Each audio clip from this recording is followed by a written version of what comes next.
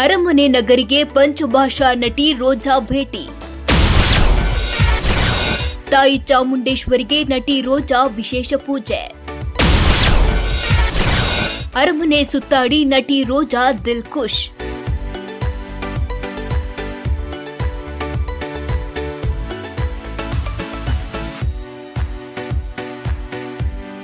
ಹಲವು ಹಿಟ್ ಸಿನಿಮಾಗಳಲ್ಲಿ ನಟಿಸಿರುವ ಪಂಚಭಾಷಾ ನಟಿ ರೋಜಾ ಮೈಸೂರಿಗೆ ಆಗಮಿಸಿದ್ರು.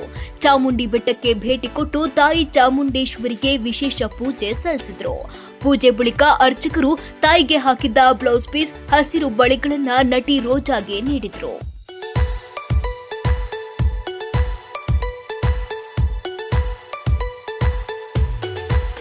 ನಟಿ ರೋಜಾ ಕನ್ನಡದಲ್ಲೂ ಅಪಾರ ಅಭಿಮಾನಿಗಳನ್ನ ಹೊಂದಿದ್ದಾರೆ.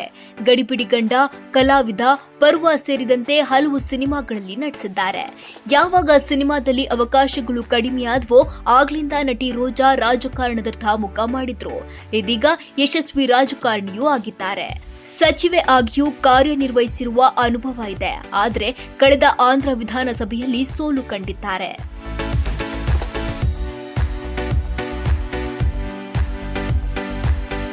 ಆಂಧ್ರಪ್ರದೇಶದ ಮಾಜಿ ಪ್ರವಾಸೋದ್ಯಮ ಸಚಿವೆಯಾಗಿರುವ ರೋಜಾ ಚಾಮುಂಡೇಶ್ವರಿ ದರ್ಶನ ಬಳಿಕ ಮೈಸೂರು ಅರಮನೆ ವೀಕ್ಷಣೆ ಮಾಡಿದ್ರು. ಮೈಸೂರು ಅರಮನೆ ನೋಡಿ ರೋಜಾ ದಿಲ್ ಖುಷ್ ಆದ್ರು.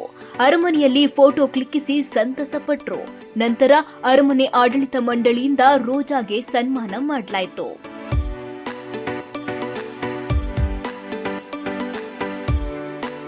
ನ್ಯೂಸ್ 24 ಭಾರತ್, ಯಾದಗಿರಿ.